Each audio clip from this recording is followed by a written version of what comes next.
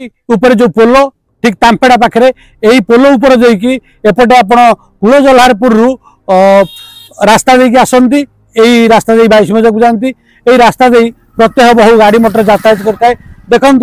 मु कहि camera man को देखेबे यही रास्तार पोल उपर देखु कि भाव में विपद संकुल मुनिया हो रोड बाहर गोटे नुहे एकाधिक रोड बाहर जहाँ यात्री मान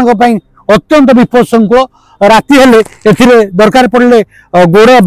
पथचारी गोड़े बाजी क्षति आघात है टायर मान पशिले गाड़ी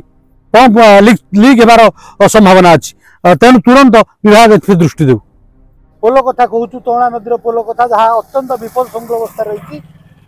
से रास्तार जाऊँच जड़े बाटोई से क्षीर नहीं रास्ता सबुदिन जावासिया करती आसतु बुझा ये रास्ता संपर्क में। आगे आप परिचय देवे। मो ना भरत दास घर कौट कूल जलारपुर आपड़ यहीपटे कौटे जाऊँ सबुदिन आम आज्ञा रेगुलार 3-4 थर दिन को जावासिया कर तेणुक ये पोल कम जो टाइप हो पोल 40-50 वर्ष पाखापाखि है जो टाइप कम करती जो निम्नमान कम खाली सेमती गोड़ी सीमेंट टे पकईदे पैसा नहीं पड़ो किंतु जनसाधारण ये पड़ी हैरान होती पोल भंगा लोक गलिकी पड़ जाती नई भितर एमती विभिन्न कारण हो तेणुक गवर्नमेंट सहायता जहाँ हम आप जहाँ कौन आपंकर वार्ता रहा कहे ये रास्ता मरामती नहीं रास्ता मरामती ना तो लोक मरीजे एमती पड़ी पोल देहर तलू प्राय लोक 3-4 जन लोक एमती पड़े लोक ये गाँ लोक पाखापाखि देखते बोली उठा उठी कर नचते से लोक गलिक मरी जाते। आप शुणुले भाई ठारू जहाँ अवस्था रास्तार ये पोलर ये विभिन्न स्थान में खाल खमा सृष्टि होती गोटे गोटे जगार लुहा रड देखा कह कैमेरा मैन को देखेबे ये जो बाड़ा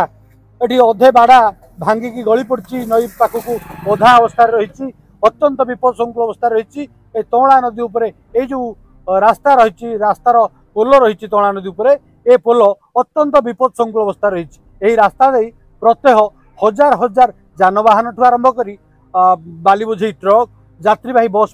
यातायात करे किंतु एभली विपद संकुल अवस्था केतेबेले धन जीवन क्षति होवार नजीर रही आगामी दिन में किपर यह न हो से विभाग दृष्टि दे तुरंत यह मरामती करने दाबी हो। सेनापति संतोष बारिक और कवि प्रसाद महांती रिपोर्ट जिंदाबाद नियाली।